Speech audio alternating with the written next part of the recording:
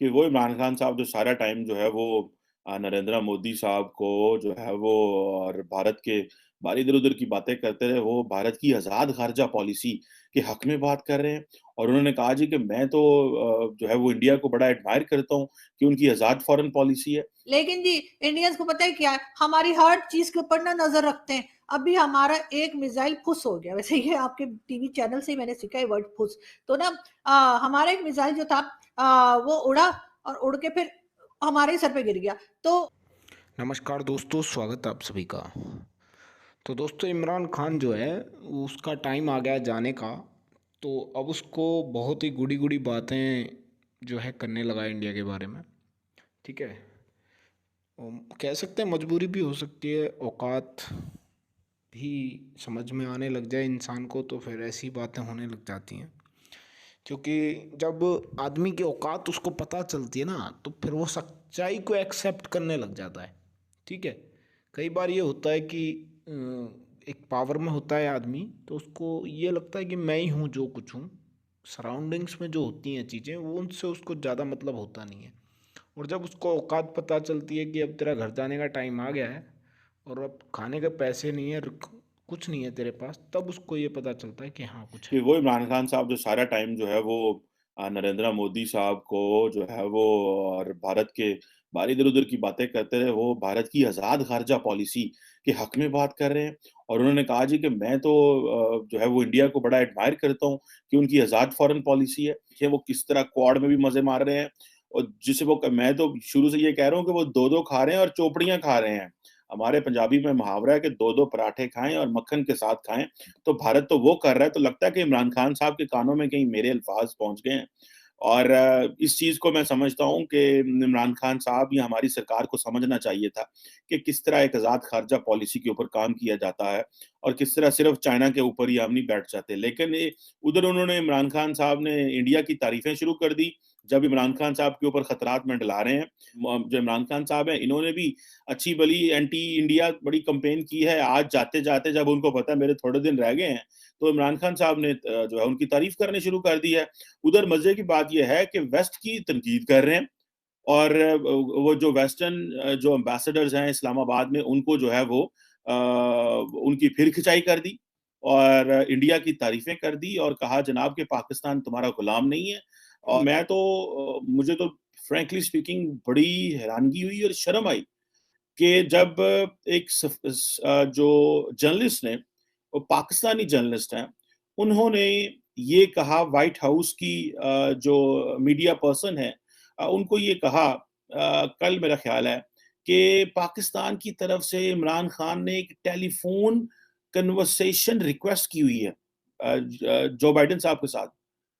और उन्होंने कहा जी कि हमें बताया जाए कि ये क्यों कन्वर्सेशन नहीं हुई और ये क्यों कम्युनिकेशन नहीं हुई डिस्पाइट द फैक्ट पाकिस्तान ने ये कहा है। एक तरफ आप खड़े होके हमें मारते हैं बातें और कहते हैं कि जनाब कौम खुददार होनी चाहिए, कौम गैरतमंद होनी चाहिए।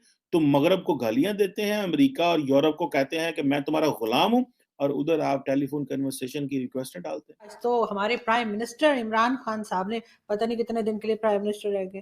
खैर मैं ये कह रही थी कि अब हमारे प्राइम मिनिस्टर इमरान खान साहब ने आज इंडिया की बड़ी तारीफ़ें की हैं जी।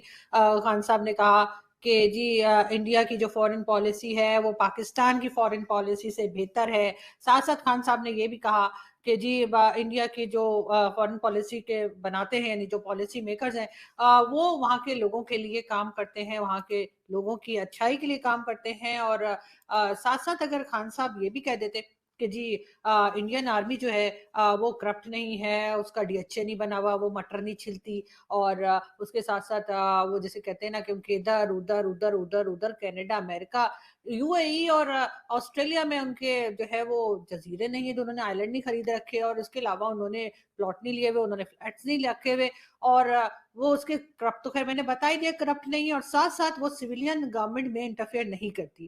खान साहब ये भी कह देते तो वाह! क्या फिर तो क्या ज़बरदस्त बात होती, लेकिन आज अजीब-सी बात थी। खान साहब पता नहीं कैसी बहकी-बहकी बातें कर रहे हैं। लेकिन जी इंडियंस को पता है क्या है, हमारी हर चीज़ के ऊपर ना नज़र रखते हैं। अभी हमारा एक मिसाइल फुस हो गया, वैसे ये आपके टीवी चैनल से ही मैंने सीखा है वर्ड फुस। तो ना हमारा एक मिसाइल जो था वो उड़ा और उड़ के फिर हमारे ही सर पे गिर गया। तो उस पे जो है वो इंडियंस इतना शोर मचा रहे हैं कि जी इतनी ज़्यादा न्यूज़ लगी हुई है कि जी पाकिस्तान ने जो है मिसाइल टेस्ट किया, और वो मिसाइल, ये देखिए मैं आपको पिक्चर भी दिखा रही हूँ कि जी मिसाइल टेस्ट किया और उसके बाद वो उन्हीं के उधर सिंध में जो है वहीं पे गिर गया। तो कोई बात नहीं, क्या हो गया, ऐसी कौन सी बड़ी बात है? आपकी तरह थोड़ी है कि मिसाइल चलाए और दूसरे कंट्री में जाके गिरे। हमारा मिसाइल यहीं पे गिर गया, तो कोई बात नहीं, मिसाइल होता है जी, चला चला, नहीं चला नहीं चला। अब उसमें इतना घबराने की क्या बात है? तो अब नहीं चला तो कोई बात नहीं, हम अगला फिर तैयार करेंगे। मैं तो कहती हूँ बाजवा साहब, सारे मिसाइल चला के देख लीजिए एक बार, चलते भी हैं कि नहीं। क्या मतलब कहीं और थोड़ी जाएंगे, वो इधर ही पता लग जाएगा, जितने इधर गिर गए उनको उठा के कचरे के डब्बे में डाल दिएगा, और जो बच गए इधर उधर निकल गए तो फिर निकल गए तो निकल गए। लेकिन पता नहीं, वैसे ज्यादातर मुझे लगता है कि इन्होंने जो है ना वो उसको सही से रखा नहीं है, या मेंटेनेंस का कुछ प्रॉब्लम है। लेकिन खैर कोई बात नहीं, हम और भी मिसाइल बना लेंगे, हमारे पास बहुत पैसे हैं।